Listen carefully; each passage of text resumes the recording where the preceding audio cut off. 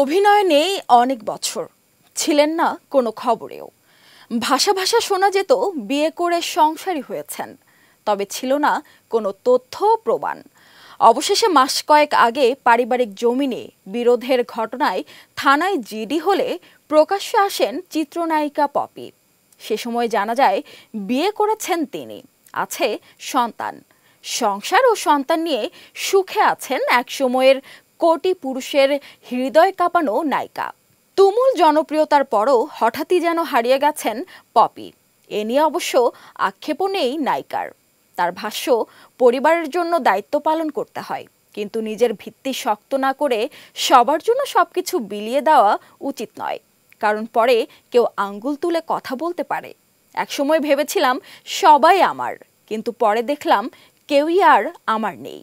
আবার কি কখনো অভিনয়ে দেখা যাবে পপিকে? এমন প্রশ্নে পপি বলেন, এখন কিছু বলা সম্ভব নয়।